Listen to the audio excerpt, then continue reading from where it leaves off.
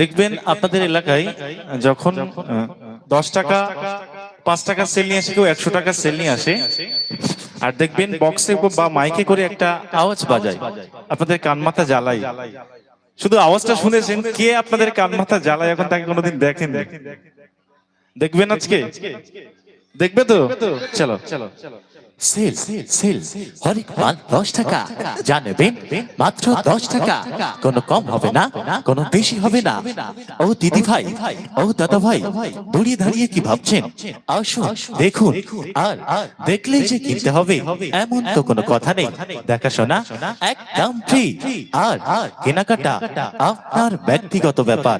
দেখে যদি আপনার ভালো লাগে, আপনার মন চাইলে আপনি তখন কিনবেন। ভালো লাগছে তো সব? তকবীরের আওয়াজ এত জোরে হবে যেন আশপাশে জন বিড়ি খাচ্ছে, আচার ফাচার খেয়ে সেখানে পড়ে। হ্যাঁ, এর আওয়াজ হবে না একবার? না রাইট থাকবে। মাশাআল্লাহ। কি ব্যাপার হলো? এনার বেলায় ফ্রিতে এত জোরে আল্লাহু আকবার বললে, আর আমি যখন বলছিলাম তখন আওয়াজ দিলে না।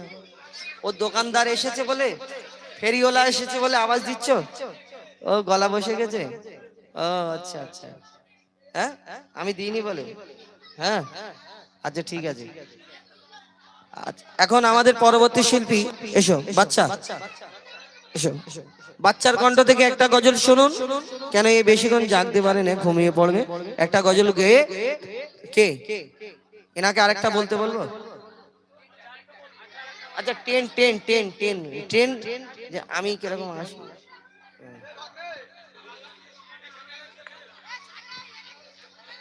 Hello hello. দেখবেন আপনারা এখানে কাছাকাছি কি মগরাহাট স্টেশন, তাই তো? মগরাহাট স্টেশন থেকে আপনারা শিয়ালদা যান বা ডায়মন্ডহারবার যান, বিভিন্ন জায়গায় যান, দেখবেন কোনো সময়, সব সময় সব স্টেশনে থাকে না, স্টেশনে কি হয়, ট্রেন ঢোকার আগে একটা আওয়াজ বাজে। কেমন হয়? অনুগ্রহ করে শুনবেন, আও ডায়মন্ডহারবার টু শিয়ালদা,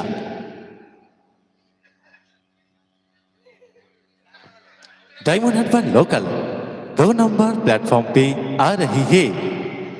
यात्रीगण कृपया ध्यान दें, अब Diamond Harbour to Sealdah Diamond Harbour local 2 number platform पे आ रही है। সবাই একটু পিছনে খেয়াল রাখো যেন ট্রেনে চলে আসে না ট্রেন।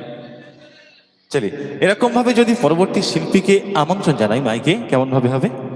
অনুগ্রহ করে শুনবেন, এটা এলাকা মোহনপুর।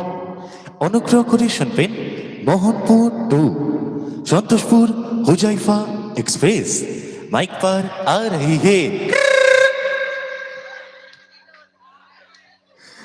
আচ্ছা এটা আবার কি?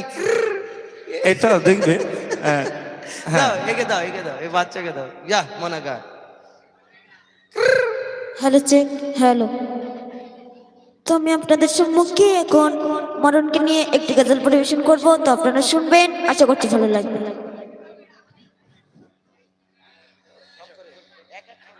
এমন মরণ মাওলা তুমি কাউকে দিও না,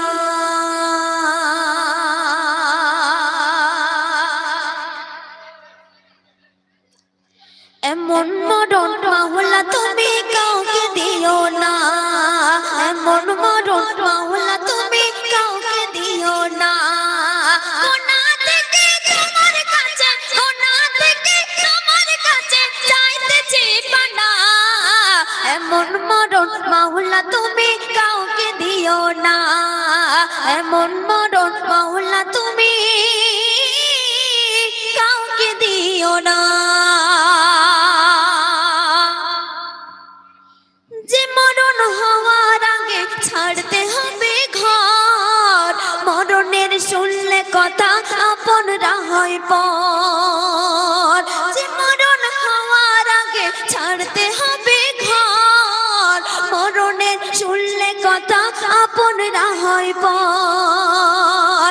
যে মরণ হওয়ার আগে চিকিৎসাও নাই, রেখে আমার জেলখানাতে সব রেখে আমার জেলখানাতে সব যাবে পালায়।